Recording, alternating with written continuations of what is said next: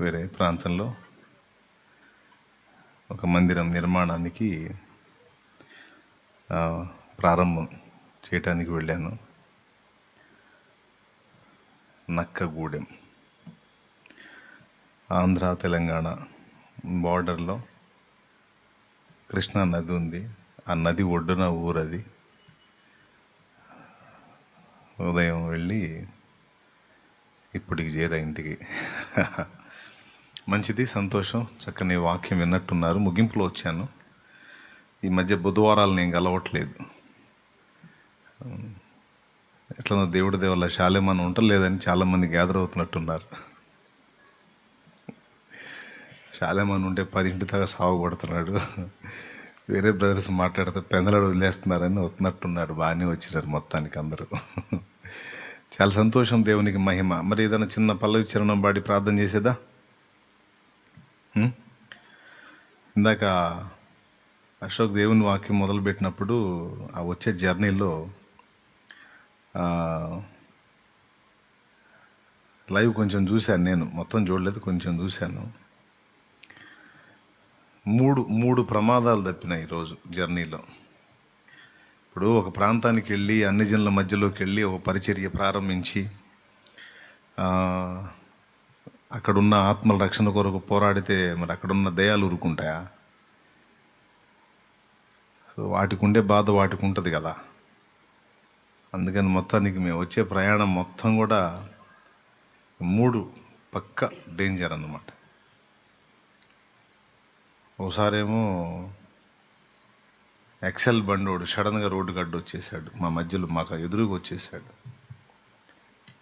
లేకపోతే ఏమాత్రం balance miss అయితే వాడిపోయేవాడు. రెండవది లారీ కూడా అట్లనే సడన్గా అడ్డొచ్చేసాడు. ఇది తేడా జరుగుతుందని ప్రార్థన చేస్తూ వచ్చాం.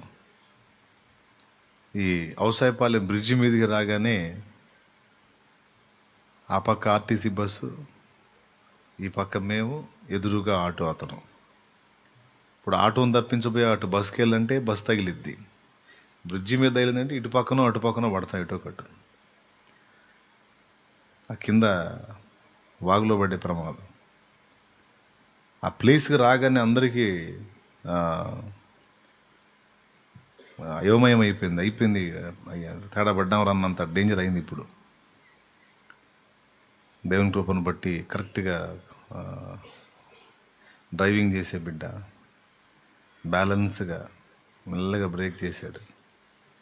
బస్ ముందుకు వెళ్ళింది, ఆటో వాడి దగ్గరలోకి వచ్చాడు. చిన్నగా తమాయించుకొని ఇక బయలుదేరి వచ్చాం. ఏదేమైనా మీరు ప్రార్థిస్తూ ఉన్నారు, అందరూ ప్రార్థిస్తూ ఉన్నారు. ఎన్నోసార్లు చాలా ప్రమాదాల నుంచి దేవుడు కాపాడుతూ ఉన్నాడు. దేవునికే మహిమ కలుగును గాక. హల్లెలూయా. ప్రార్థన చేయండి, ఇంకా చేయండి. అట్లనే ఈ జర్నీలో ఏదన్నా ఒక ఊరికి వెళ్తే ఒట్టికి రాము కదా. అక్కడ ఏదో అగ్ని రాజేసి వస్తాం. ఏసయ్యని తీసుకొని పోతాం. దేవునికి స్తోత్రం. హల్లెలూయా. ఒక విత్తనం అంటూ అక్కడ నాటబడిందంటే ఒక ఆత్మ సంబంధమైన పరిచర్య జరగాలనే ఆరాటం చేస్తాడన్న విశ్వాసం దేవుడు. కాబట్టి జరిగిద్ది. ఇన్ని ఎదురైనాయి అంటే అక్కడ బలమైన సేవ జరిగిద్ది. నక్కగూడెం ప్రాంతంలో, చుట్టుపట్ల ప్రాంతాల్లో బలమైన పరిచర్య దేవుడు జరిగించబోతా ఉన్నాడు తెలంగాణలో. సో ప్రేయర్లో పెట్టండి. రైట్. మరి ఈ సందర్భంలో వచ్చేటప్పుడు ఆ ఫస్ట్ 2 మాటలు విన్నాను నేను. ఆ 2 మాటలు మాట్లాడుతున్నప్పుడు, అశోక్ మాట్లాడుతున్నప్పుడు ఓ తలంపు దేవుడు నాకు నా ఆలోచనలోకి తీసుకొచ్చాడు. ఒక తలంపుని. అసలు దేవుడు ఆయన ప్లాన్ని అపవాది అసలు ఎప్పుడు పసిగట్టాడు అనేది ఆశ్చర్యం అనిపించింది నాకు. ఇప్పుడు ఆదికాండం నుంచి మనం గమనిస్తే రకరకాల జనాంగాలు వచ్చారు ఆదాములో నుండి. ఆ వచ్చిన వాళ్ళల్లో కయ్యను సంతానం అంతా అయిపోయిన తర్వాత నోవా ఫ్యామిలీని ఒక్కదాన్ని నిలబెట్టాడు. ఆ నోవాహులో నుంచి 3 షేము, హాము, యాపెతు.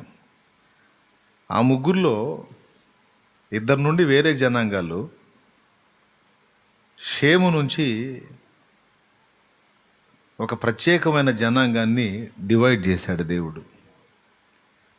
షేము నుండి అబ్రహాం వచ్చేటట్టు చేశాడు. అబ్రహాం నుండి ఒక ఇశ్రాయేల్ జనాంగాన్ని డివైడ్ చేశాడు.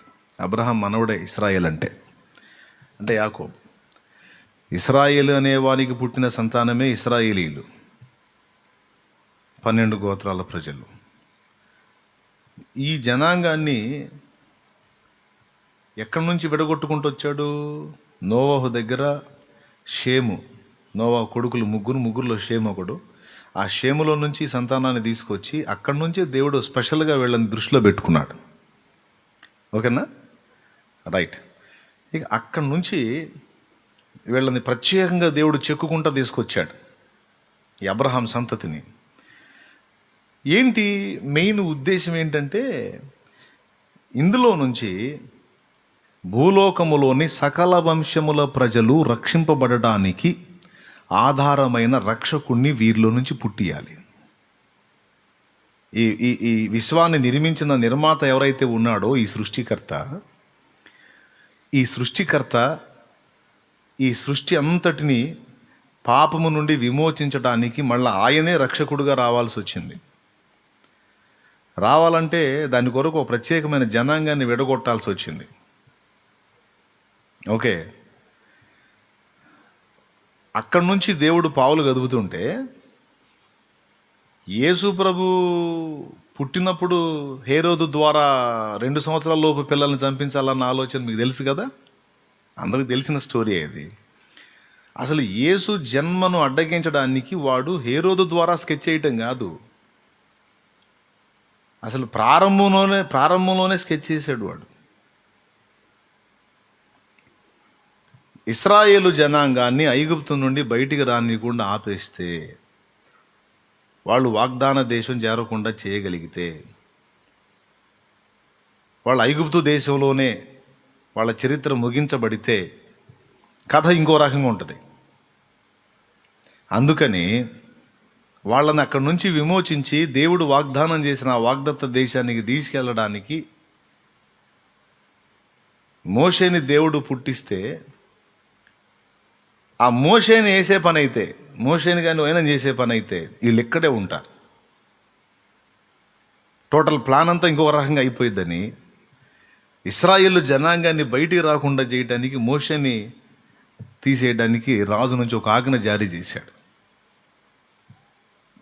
ఇశ్రాయేలు జనాంగానికి పుట్టిన మగపిల్లలందరినీ నైల్ నదిలో పడేయాలని. ఎందుకు? అందులో మోషే ఉంటాడు, మోషే హతుడవుతాడు. విచిత్రం ఏంటంటే మోషే కూడా నైలు నదిలో వేయబడ్డాడు. కానీ దేవుడు అద్భుతంగా అతన్ని, ఎవడైతే ఈ ఆజ్ఞ జారీ చేశాడో సాతాను ప్రేరణతో, వాడి ఒళ్ళోనే పెరిగేటట్టు చేశాడు అనుకోండి.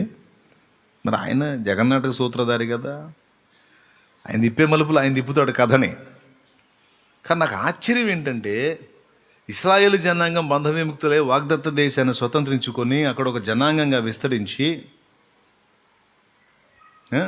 అక్కడ నుంచి ఇక గోత్రాలు ఉత్పత్తి అయ్యి, అక్కడ నుంచి వంశావళులు ఉత్పత్తి అయ్యి, చివరికి యేసు ప్రభువుని గర్భాన మోయడానికి ఒక మనిషి, ఆ బిడ్డ పుట్టిన తర్వాత కాపుదల కోసం మరో మనిషిని ఆ ఇశ్రాయేల్ జనాంగంలో నుంచి తీశాడు బయటికి. ఈ ప్రక్రియ జరగకుండా అడ్డగించడానికి వాడు ఆదిలోనే స్కెచ్ గీశాడు, ప్రారంభంలోనే వేశాడు.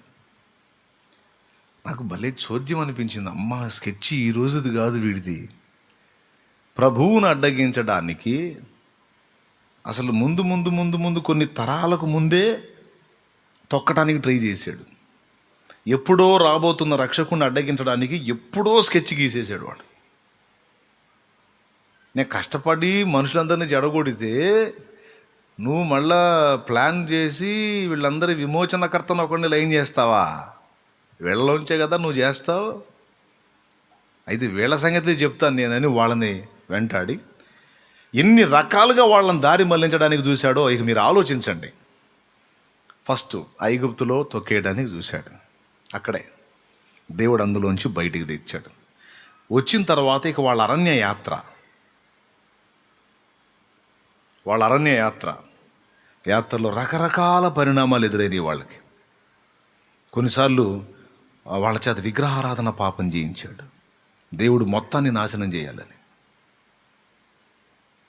కానీ వాడేమో వాళ్ళ చేత దరిద్రగొట్టు పనులు చేయించటం, పాపాలు చేయించటం, వాళ్ళ మీదకి పూర్తిగా నాశనం రాకుండాన్నట్లు దేవుడు మోషేని విజ్ఞాపనకర్తగా నియమించి, మోషే విజ్ఞాపనను బట్టి వాళ్ళలో కొంతమందిని క్షమించి శేషాన్ని మిగల్చటం, కొంతమంది మీద ఉగ్రత వచ్చినా కొంతమందిని దేవుడు శేషంగా ఉంచటం. అవునా? తర్వాత అమాలేకీల్ని వాళ్ళకి ఎదురొచ్చేటట్టు చేయటం. ఇది దాటి వస్తే మళ్ళా బిలాము ద్వారా శాపవచనాలు పలికించి వాళ్ళ మొత్తాన్ని నాశనం చేయడానికి బాలాకుకి సాతాను ప్రేరణ పుట్టించడం. దాన్ని కూడా పలకకుండా దేవుడు బిలాము నోటిని తిప్పేయటం. ఎక్కడి నుంచి మీరు గమనించుకుంటూ వస్తే ఆ జనాంగాన్ని దెబ్బగొట్టడానికి వాడు వాళ్ళ చేత జారత్వ పాపం చేయించాడు. దేవునికి వ్యతిరేకంగా సణిగేటట్టు గొణిగేటట్టు చేసి సర్పాల చేత, సంహారకుని చేత రకరకాలుగా వాళ్ళు నశించేదానికి వాళ్ళని రకరకాలుగా రేపాడు. మ్యాటర్ ఎందుకు చెప్తున్నాను తెలుసా? ఈ ముక్కలన్నీ ఓ ముఖ్యమైన సమాచారం ఉంది ఇందులో, అందుకు చెప్తురా. వీళ్ళ మీదేమో పెద్ద ప్లాన్ ఉంది. వీళ్ళలో నుంచి మొత్తం యావత్ ప్రపంచమంతటా, భూలోకమందు పరలోకమందు కూడా విమోచనను ప్రసాదించగలిగే రక్షకుణ్ణి రప్పించడానికి దేవుని ప్లాన్. దానికి భూలోకమే వేదిక, ఇశ్రాయేలు జనాంగమే దానికి ఉపయోగపడే పాత్రలు. అర్థమైందా? ఇది దేవుని భారీ ప్లాన్. దీన్ని దెబ్బకొట్టడానికి వాడు ఆరంభం నుంచి కూడా స్కెచ్ గీస్తానే ఉన్నాడు. దేవునికి స్తోత్రం కలుగును గాక. హల్లెలూయా. ఇది నేను మీకు ఎందుకు చెప్తున్నానంటే, అర్థమైందా? మ్యాటర్ అర్థమైందా? ఎప్పటి నుంచి దెబ్బ కొడతా వస్తున్నాడు వాడు అంటే ఏదో దేవుడు చేయబోతున్నాడు, అది వాడికి అర్థమైంది. దాన్ని జరగకుండా చేయటానికి ప్రారంభం నుంచి వాడు ఎత్తుగాళ్ళు వాడు వేస్తానే ఉన్నాడు. దీన్ని నేను ఈ ముగింపులో మీకెందుకు చెప్తున్నానంటే, ఇప్పుడు మన జీవితంలో కూడా, మన పట్ల కూడా దేవునికి కొన్ని ఉద్దేశాలు, ప్లాన్స్ ఉంటాయని ఇందాక మన వాక్య ధ్యానంలో విన్నాం కదా. ఇక్కడ ఎవరు వేస్ట్ లేదు. అందరూ లైవ్లో ఉన్నోళ్ళు కావచ్చు, మీరు కావచ్చు, అందరూ ఎంతమంది వింటారో ఇది వేస్టేజ్ ఎవ్వరు లేరు. ముఖ్యంగా ఆయన రక్తం చేత విమోచింపబడిన వారి విషయంలో ప్రత్యేకమైన ప్లాన్ మన ద్వారా కావచ్చు, లేదా మన సంతానం ద్వారా అయినా కావచ్చు. బాగా వినండి, మన ద్వారా కావచ్చు లేదా మన సంతానం ద్వారానైనా కావచ్చు. దేవుని ప్రణాళికలు నెరవేర్చుకునే ఆలోచన దేవునికి ఉంది. దేవునికి ఏదో ఉద్దేశం ఉంది. ఫలానాదని నేను చెప్పను. ఎవరి కథలు ఎలా నడుస్తున్నాయో, ఎవరి వ్యవహారాలు ఎలా నడుస్తున్నాయో ఎవరికి వాళ్ళకే తెలియాలి. మొత్తానికి మన ద్వారా, అంటే నీ ద్వారా కానీ, లేదా నీ వలన భూమి మీదకి వచ్చేటువంటి ఆ జనము వలన, లేకపోతే ఆ బిడ్డల వల్ల కానీ అపవాదికి నష్టం ఉంది, దేవుని పనికి ప్రయోజనం ఉంది. అందుకే ఆనాటి ఇశ్రాయేలుని ప్రారంభం నుండి వేటాడుతా వచ్చి వాళ్ళని అడ్డగించడానికి శతవిధాల ప్రయత్నించి వాడు పోరాడినటువంటి విధానం మీకు అందరికీ గుర్తు చేస్తూ, నీ బ్రతుకు ద్వారా, నా బ్రతుకు ద్వారా, లేదా నీ నుండి నా నుండి భూమి మీదకి వచ్చేటువంటి బిడ్డ ద్వారా, తమ్ముడు నీ వలన భూమి మీదకి వచ్చే సంతానం కావచ్చు, లేదా నా ద్వారా భూమి మీదకి వచ్చిన సంతానం కావచ్చు, చెల్లెమ్మ నీ ద్వారా పుట్టేటువంటి బిడ్డ వలన కావచ్చు, లేదా నీ వలనే కావచ్చు, ఏదో దేవుని బలమైన కార్యం ఉంది.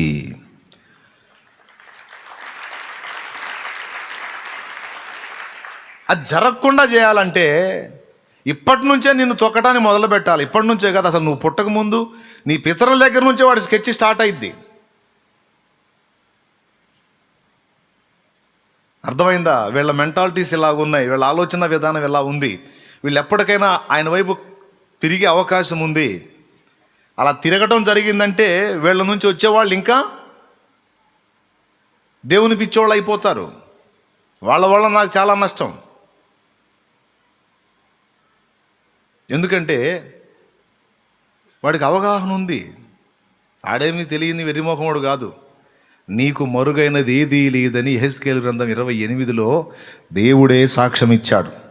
నీవు దానియేలు కంటే జ్ఞానవంతుడవు, నీకు మరుగైనది ఏది లేదు. అసలు మన పుట్టుక మీదే వాడు దృష్టి పెట్టాడు. సరే దాటి వచ్చాం, పుట్టాం, భూమి మీదకి వచ్చాం. వచ్చిన కాడి నుంచి వాడు ఎన్ని దాడుల్లో భౌతికంగా, ఆత్మీయంగా, శారీరకంగా ఎన్ని రకాల పద్ధతుల్లో, ఎన్ని రకాల విధానాల్లో దాడుల్లో మెంటల్ టార్చర్ ఇచ్చి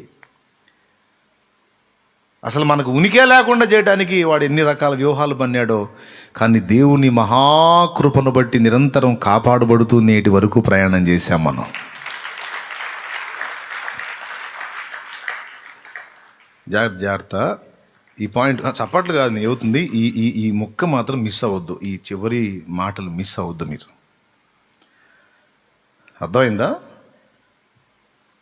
ఇప్పుడు ఉదాహరణకి నీ నుండి ఓ ప్రత్యేకమైన సంతానాన్ని దేవుడు భూమి మీదకి రప్పించి ఆ బిడ్డ ద్వారా దేవుడు బలమైన కార్యాలను చేయడానికి ఒక స్కెచ్ గీసుకున్నాడు అనుకో. అసలు ఆ బిడ్డ అంటూ నీకు పుట్టకముందు నిన్ను లేపేస్తే అయిపోయిద్దిగా. ఆ బిడ్డంటూ నీ వల్ల భూమి మీదకి రాకముందే నేను ఏదో ఒకటి చేసేస్తే, అవునా? అది నీ వలన కానీ, లేకపోతే నీ ద్వారా భూమి మీదకి వచ్చే వారి వలన కానీ ఏదైనా ఒక బృహత్తరమైన ప్రణాళిక దేవునికి ఉంటే దాన్ని పాడు చేయడానికి వాడు నిన్ను, నీ బిడ్డని కూడా దెబ్బ కొట్టడానికి స్కెచ్ గీస్తాడు. మనం అనుకుంటాం, చాలామంది అనుకుంటారు నా వల్ల ఏమైంది ఇంక నేనేం. అరే నీ వల్ల, నీ బిడ్డ ద్వారా దేవుడు చేయొచ్చు. కొంతమంది అనుకుంటారండి, ఇక నేను ఎందుకు పనికి వస్తాను, ఇంక అంతా అయిపోయింది నా పని. కొంతమందిని అంటున్నాడు చచ్చిపో, చచ్చిపో, చచ్చిపోను అని చావుకు ప్రేరేపిస్తాడు. కొంతమందిని పాపానికి ప్రేరేపిస్తాడు. ఎందుకంటే అపవిత్రతలోకి నెట్టేస్తే వీళ్ళు అపవిత్రులు అయిపోయి దేవునికి దూరస్తులు అయిపోతే ఇక వీళ్ళ నుంచి వచ్చే బిడ్డలు కూడా పాడైపోతారు కదా. అపవిత్రతలోకి నెట్టేయడానికి మెంటల్ టార్చర్, దేవుని మీదే అనుమానం వచ్చేటట్టు పరిస్థితులు కల్పించటం. అసలు దేవుడు ఉన్నాడా? ఉంటే దేవుడు న్యాయవంతుడేనా? ఏదో నేను భ్రమపడుతున్నానా? ఇలాంటి పరిస్థితులు ఎందుకు వచ్చినాయి నాకు? ఈ కష్టాలేంది, ఈ బాధలేంది, ఈ ఇబ్బందులేంది, ఈ శ్రమలేంది, ఈ సమస్యలేంది, ఈ వైఫల్యాలేంది? దేవుణ్ణి అనుమానించేటట్టు చేసి అవిశ్వాసంలోకి నెట్టేయడానికి దాడి, అపవిత్రతలోకి నెట్టేయడానికి దాడి, ఆత్మహత్యకు పంపించడానికి దాడి, శారీర క్రియల్లోకి నెట్టేయడానికి దాడి, కుట్ర. అది నీ ద్వారా కార్యం జరగకపోతే నీ వలన భూమి మీదకి వచ్చే వారి వలన, లేదా వచ్చి ఉన్నవారి వలన జరగవచ్చు. వారికి నువ్వు ఉపయోగపడవచ్చు. శామ్యూయల్కి హన్నా ఉపయోగపడ్డట్టు, దావీదుకు తన తల్లి ఉపయోగపడ్డట్టు. దేవునికి స్తోత్రం కలుగును గాక. యేసయ్యకి యోసేపు మరియలు ఉపయోగపడ్డట్టు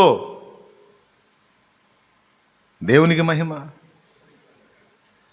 చూడండి ఎలా వెతికాడో చూడండి. ఇప్పుడు కన్య గర్భాన యేసయ్యను పుట్టించాల. ఇశ్రాయేలు జనాంగం మొత్తంలో కూడా నీతిమంతుడని ఎవరు వెతికితే యోసేపు ఒక్కడే కనపడ్డాడు. స్పెషల్. యోసేపును నీతిమంతుడు అన్నది లేఖనం. ఎందుకో తెలుసా? తను ఎరగలేదు ఆమెని, కానీ అప్పటికి ఆమె గర్భవతి. సహజంగా ఎవరైనా ముందే ఎంత బాధపడతారు, ఎంత ఆవేశపడతారు, విపరీతమైన ఉక్రోషానికి గురైపోతారు, రోషానికి గురైపోతారు. నడి బజార్లోకి లాగి ఆమెని, ఆమె తండ్రిని రాళ్లతో కొట్టి చంపాలంటారు. వివాహానికి ముందే అపవిత్ర క్రియ జరిగించినట్లయితే. అలాంటిది ఆమెను అవమానపరచనొల్లక రహస్యముగా ఆమెను విడనాడను ఉద్దేశించను. అతడు నీతిమంతుడైనందున వెతికాడు. తనకు భార్యగా అప్పగింపబడింది, తన ప్రమేయం లేకుండానే గర్భవతిగా ఉంది అంటే ఎన్నో 100 అనుమానాలు వస్తాయి. 100 అనుమానాలు వస్తాయి. విచిత్రం చెప్పన, యోసేపులో ఉన్న స్పెషల్గా 2 ప్రత్యేకమైన విషయాలు.